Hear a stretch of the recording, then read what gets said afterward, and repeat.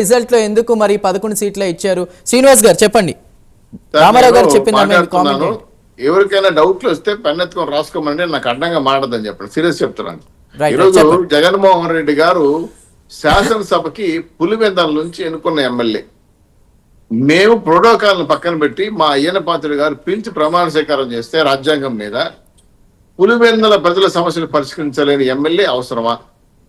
అసెంబ్లీకి రాకుండా మైకెత్తుకొని అరుస్తానంటే ఈరోజు అన్నమయ్య ప్రాజెక్టు గురించి కానీ, కడప స్టీల్ ప్లాంట్ గురించి కానీ, కడప నుంచి బెంగళూరుకు పోసిన డబులింగ్ లైన్ కానీ, 100 పడకల ఆసుపత్రి విషయం కానీ, కడప రోడ్ల విషయం కానీ, కడప సర్పంచుల సమస్యల విషయం కానీ ఎవరు మాట్లాడతారు? మాట్లాడకపోతే నీకు ఎమ్మెల్యే పదవి దేనికి? నువ్వు ఎమ్మెల్యే ఎందుకు అవసరం లేదు కదా మైకెత్తుకు మాట్లాడేగా ఉంటే. ప్రజా సమస్యలపైన మాట్లాడాలంటే ప్రజలు 11 సీట్లు మీకు ఇచ్చారు. అందులో 4 కొత్తగా శాసనసభ ఎన్నికైన కొత్త ఎమ్మెల్యేలు వాళ్ళు శాసనసభ మొహం కూడా చూడలేదు వరకు వాళ్ళని మీరు ప్రతిపక్ష నాయకుడుగా మీరు చెప్పుకునే మీరు ఈరోజు శాసనసభకు రాకుండా, ప్రశ్నించకుండా, ప్రజా సమస్యలపై మాట్లాడకుండా, ప్రభుత్వానికి సరైన సూచనలు చేయకుండా ప్రజలకి వెళ్ళి తెలుసుకుంటాం. ఏం తెలుసుకుంటాం? ఈరోజు పవన్ కళ్యాణ్ గారు వెళ్తున్నారు ప్రజలకి. ఒక తాండాల్లోకి వెళ్ళారు. వెళ్ళి రోడ్లు వేస్తామని చెప్పి దాదాపు 750 కోట్లు ఖర్చు పెట్టి రోడ్లు వేస్తున్నారు. నేను జగన్మోహన్ రెడ్డి పోతాను పులివెందులకి. అయ్యా అన్నమయ్య ప్రాజెక్టు కూలిపోయి 5 ఏళ్ళు అవుతా ఉంది. 52 మంది చనిపోయారు. వీరి జీవాల వరకు పూసినాయి. మట్టి ఇసుకేయకుండా అన్నమయ్య ప్రాజెక్టు పూర్తి చేయకుండా అన్నమయ్య రైతులు, ఆ చుట్టుపక్కల రైతులు బాగుపడేది ఎట్లా అంటే నా ప్రభుత్వం వస్తే కడతానని చెప్తావా? నువ్వే కడతావా? ఇది ఆ క్వశ్చన్. ఇప్పుడు జగన్మోహన్ రెడ్డి గారు జనం లేకపోతే వేసే ప్రశ్నకి ఏంది? ఎత్తుని చేపెడితే బుగ్గలు రుద్దితే బుద్ధులు పెడితే జనాలు ఏ పరిస్థితి కాదు. ఇప్పుడు జగన్మోహన్ రెడ్డి గారికి ఆల్రెడీ ఒక ఛాన్స్ ఇచ్చారు. సేమ్ పోస్ట్ గా 150 మంది ఎమ్మెల్యేలు ఇచ్చారు. ఏం చేశారు మీరు రాష్ట్రాన్ని? శ్రీనివాస్ గారు గత కొన్ని రోజులుగా అది వదిలేసి ప్రతిపక్ష హోదా మాకేమలేదు, మీకు ఎందుకు ఇస్తారు జనాలు? గత కొన్ని రోజులుగా చూసుకుంటే హక్కు అది.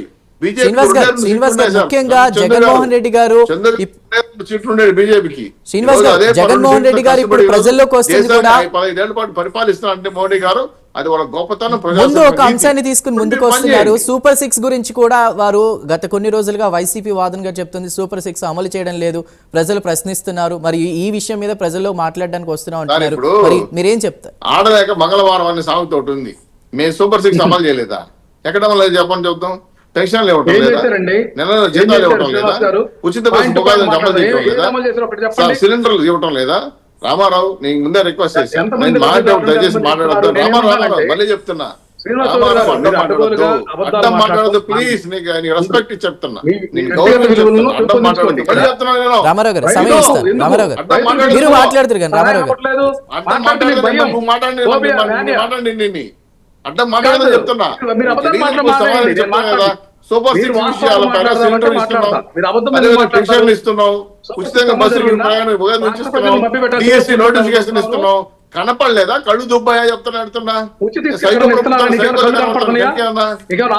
సవాల్ చేసి మీలాగా అబద్ధాలు చెప్పాము. ఎందుకంటే మధ్య నిషేధం చేస్తాము, మెగా డిఎస్సి ఇస్తాము, జాబ్ క్యాలెండర్లు ఇస్తాము, ఉచితంగా ఫ్రీగా బస్సు ఇసుకిస్తామని చెప్పి జనాలు మీరు మోసం చేయలేదే. మేము తప్పకుండా గవర్నమెంట్ అమలు చేసి ఓట్లాడడానికి జనాన్ని మోసం చేసి లేదా తమాస పడుతున్నా నాకు అర్థం కాలేదు. కనీసం మర్యాద లేదా? మాట్లాడుతుంటే తెలియదు, కనీసం మర్యాద తెలియదు నీకు? ఎవరైనా మీకు డిబేట్ పిలిపించింది అర్థం కాలేదు. మాట్లాడుతున్నట్టు మాట్లాడుతున్నా అర్థం కాలేదన్నా. రామారావు మాట్లాడు. ఈ పద్ధతి మంచి పద్ధతి కాదు. మాట మాట్లాడి పట్టింది. ఇంకేం అర్థం చేసుకోండి. ప్రజలకు చెప్పే విషయాలు మేము చెప్తాం. నువ్వు చెప్పే విషయాలు నువ్వు చెప్పు. విమర్శించుకో.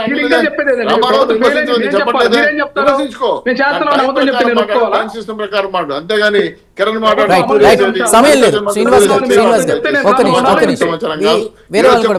చంద్ర గారు మేమేమైతే సూపర్ 6 కాదు, మా ఎన్డీఏ గవర్నమెంట్ ఏదైతే అమలు చేయవలసి చెప్పిన హామీలన్నిటి కూడా తూచా తప్పకుండా అమలు చేసి పోలవరం అమరావతిని పూర్తి చేసి విశాఖ జోన్ పూర్తి చేసి ఎలక్షన్ కి ఎన్నికలకి ఓటడానికి వచ్చే సత్తా దమ్ము ధైర్యం మా ప్రభుత్వం ఉంది. వికసిత భారత్, వికసిత ఆంధ్రప్రదేశ్ కట్టుబడి ఉన్నాం. మా 3 పార్టీలు ఉన్న బాండింగ్ అట్లాంటిది. ప్రజలు మమ్మల్ని ఆశీర్వదించారు. ప్రజాక్షేత్రంలో రేపు జనంలోకి వెళ్ళి పవన్ కళ్యాణ్ గారు చేస్తున్న ప్రజా సమస్యలపై స్పందించే విషయాలన్నింటిలో కూడా అక్కడక్కడే పరిష్కరించి వెంటనే సమస్యకి పరిష్కారం చూపిస్తాం. ఆ విధంగా ప్రజా పరిపాలన తీసుకెళ్ళడానికి ఎన్డీఏ గవర్నమెంట్ ముందుకు ప్రణాళికబద్ధంగా పోతా ఉంది. రాబోయే రోజుల్లో స్వర్ణాంధ్రప్రదేశ్ నిర్మాణం మా లక్ష్యము. ఆ లక్ష్యం నెరవేర్చి ముందుకేస్తాం. 25 ఏళ్లుగా రాష్ట్ర ప్రభుత్వాన్ని పరిపాలించి రైట్ శ్రీనివాస్ గారు, రైట్ ప్లీజ్ ఇతరులు కూడా మాట్లాడారు. మీ దగ్గరకు వస్తాను. రైట్ మల్లికార్జున్ గారు, ఒక నిమిషం. కిరణ్ గారు, నాదో ప్రశ్న. అంటే 2025 ప్రారంభంలోనే జగన్మోహన్ రెడ్డి గారు కొత్త సంవత్సరం వచ్చిన తర్వాత కూడా జనంలోకి వెళ్తున్నారు. పవన్ కళ్యాణ్ గారు ఆల్రెడీ పర్యటనలో ఉన్నారు, సమస్యల మీద మాట్లాడుతున్నారు. ఆయన కూడా జిల్లాల పర్యటనకి కార్యాచరణ అది కూడా సిద్ధం అవుతోంది.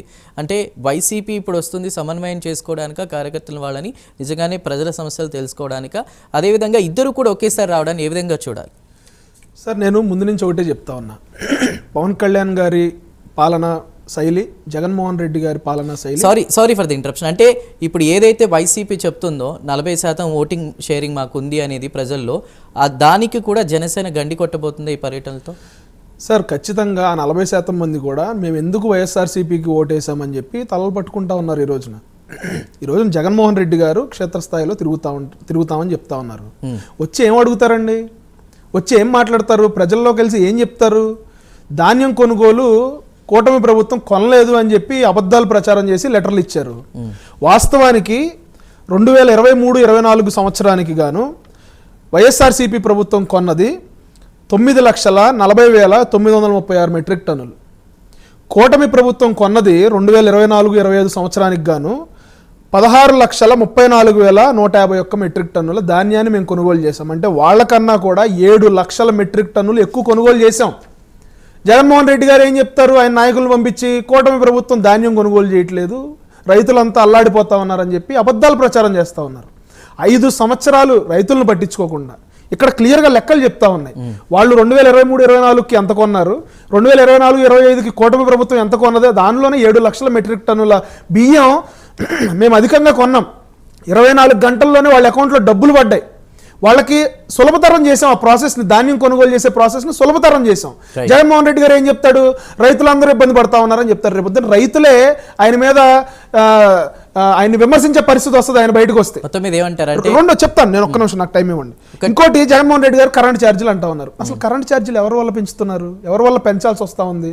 15,384 కోట్ల రూపాయల భారాన్ని 2022-24 మధ్యలో ఈయన అనాలోచిత చర్యల వల్ల, ఈయన పవర్ పర్చేస్ అగ్రిమెంట్లు క్యాన్సిల్ చేసుకోవటం వల్ల, అదానీ లాంటి వ్యక్తుల దగ్గర కోల్ని, ఆస్ట్రేలియా నుంచి వచ్చిన కోల్ని, ఇక్కడ 2,000 నుంచి 8,000 రూపాయలకు మధ్యలో కొనవలసిన కోల్ని, బొగ్గుని 19,000 పైచిలకు రూపాయలకి పర్ టన్ను కొన్నందుకు జగన్మోహన్ రెడ్డి గారు ఈ రోజున ప్రజల్లోకి వస్తారా? సిపిఎస్ రద్దు వారంలో చేసేస్తానన్నాడండి. వారంలో చేసేస్తానని చెప్పిన జగన్మోహన్ రెడ్డి గారు తర్వాత ఏం చెప్పాడు? నాకు అవగాహన లేదు, నేను తెలియక ప్రామిస్ చేశాను, నన్ను క్షమించండి అని చెప్పిన జగన్మోహన్ రెడ్డి గారు ఈ రోజున మళ్ళీ సిపిఎస్ గురించి ఆయన పూర్తి అవగాహన చేసుకున్నానని చెప్పి ప్రజల మధ్యలోకి వస్తారా? ఏ విషయం మీద వస్తారు? అరకు లాంటి ప్రాంతాల్లో, మన్యం లాంటి ప్రాంతాల్లో 3 దఫాలుగా వైఎస్ఆర్సీపీ ఎమ్మెల్యేలే ఉన్నారు. కానీ కనీసం మౌలిక వసతులు లేవు, వాళ్ళకి రోడ్డు సౌకర్యం లేదు. డోలీల మీద తీసుకెళ్లే పరిస్థితుల్లో ఈ రోజున పవన్ కళ్యాణ్ గారు వెళ్ళి అక్కడ కూర్చుని వాళ్ళకి రోడ్లు వేయిస్తున్న పరిస్థితుల్లో ఏమని వచ్చి జగన్మోహన్ రెడ్డి గారు వాళ్ళని పరామర్శిస్తారు? వచ్చి అంటే మీ బతుకులు బాగుపడ్డాయా లేవా, రోడ్లు వేసేస్తున్నారుగా, మీరు ఎలా ఉన్నారని చెప్పి చూసి ఆనందించడానికి వస్తున్నారా, లేకపోతే చూసి వాళ్ళు అలా బాగుపడకూడదని చెప్పి బాధపడడానికి వస్తా ఉన్నారా? ఈ రోజున ఆయనకు వేసిన 40% ఓటు కూడా బాధపడే పరిస్థితిలో ఉన్నారు. చంద్రబాబు ప్రజాక్షేత్రంలోనే ఉండబోతుంది. ఎవరు వచ్చినా సరే మాకేం భయం లేదండి. పవన్ కళ్యాణ్ గారు ఈ రోజున ఏజెన్సీ ప్రాంతాల్లో పరదాలు లేకుండా వెళ్తా ఉన్నారు. పరదాలు లేకుండా, కాళ్ళకి చెప్పులు లేకుండా, మోకాళ్ళతో బురదలో ఆయన తిరుగుతా ఉన్నారు. వాళ్ళ సమస్యలు పట్టించుకుంటా ఉన్నారు. చంద్రబాబు నాయుడు గారు 75 పైచిలకు వయసులో ఆయన రోజుకి 20 గంటలు పనిచేస్తా ఉన్నారు. కంక్లూడ్ చేస్తాను. నేనేం చెప్తా ఉన్నానంటే, జగన్మోహన్ రెడ్డి గారిని ప్రజలే తిరుగుబాటు చేస్తారు, వాళ్ళ నాయకులే తిరుగుబాటు చేస్తారు. జగన్మోహన్ రెడ్డి గారు రోడ్డు మీద వచ్చినా కూడా, ఇంట్లో కూర్చున్నా కూడా ఆయన అబద్ధాలు తప్ప వాస్తవాలు చెప్పే పరిస్థితి లేదు. ప్రజలకి చాలా క్లారిటీ ఉంది. ఈ రోజున సూపర్ 6 ఒకదాని తర్వాత ఒకటి మేము అమలు చేస్తా ఉన్నాం. జగన్మోహన్ రెడ్డి గారిని ప్రజలే తిరుగుబాటు చేస్తారు ఆయన మీద. ఫైనల్ గా శ్రీనివాస్ గారు, మీ కామెంట్ ఫైనల్ గా. అద్భుతంగా పరిపాలన చేస్తా ఉంది. మేము ఈరోజు చెప్తున్నాం, జగన్మోహన్ రెడ్డి జనంలోకి వస్తే జనం తరుముకుంటారు, అనుమానం అక్కర్లేదు. కావాలంటే చూడండి, మేము వెళ్తుంటే పరదాలు కట్టుకోవట్లా, చెట్లు నరికేట్లా, ప్రజల్ని Right, right, right. అవసరస్తులే, జీవో నెంబర్ 1 లేదు, 41 జీవో లేదు, మల్లికార్జున్ గారు. అవసరస్తులు లేవు. Right, శ్రీనివాస్ గారు, సమయం లేదు, క్షమించాలి. పౌర హక్కుల్ని కాపాడుతున్నాం మల్లికార్జున్ గారు, మీరు. ఈ రోజు వాళ్ళు ధర్నాలు చేస్తుంటే కూడా ధర్నాలు జనాలు అబ్జెక్షన్లు పూర్తిగానే మాట్లాడుతున్నాం. కాబట్టి ఎన్డీఏ గవర్నమెంట్ స్వర్ణాంధ్రప్రదేశ్ కట్టుబడి ఉంది. మేము 100% మా హామీలు నెరవేర్చే జనాల దగ్గరికి వస్తున్నాం. Right, ఈ right, శ్రీనివాస్ గారు, గవర్నమెంట్ please, దమ్ము please. 25 మల్లికార్జున్ ఏ గారు, ప్రభుత్వానికి లేదు. వైఎస్ఆర్సీ ప్రభుత్వం 2019 పోటీలో కూడా ఉండదని మేము భావిస్తాం. సార్, మూడోసారి కేంద్రంలో అధికారానికి వచ్చిన ప్రధానమంత్రి మోదీ గారి సారథ్యంలో 2047 విజన్ కి కట్టుబడి ఉన్నాం. ఈ రోజు వైఎస్ఆర్సీపీ నాయకులు ఏమి అభివృద్ధి చేశారు 6 నెలల కాలంలో అని చెప్తున్నారు. సో వాళ్ళకి నేను చెప్తున్నాను, సూపర్ సిక్స్ అన్నారు కదా, ఈ రోజు పెన్షన్లు అట్ ఏ టైం పెంచిన మాట వాస్తవం కాదా? ఈ రోజు సమయం లేదు. రైట్ మీరు రామారావు గారు, ఫైనల్ గా మీ మాట. ఏం లేదండి, 2047 అనేది ఎవరిది నినాదం? ఎన్డీఏ గవర్నమెంట్ దా లేకపోతే ఆంధ్రప్రదేశ్ దా?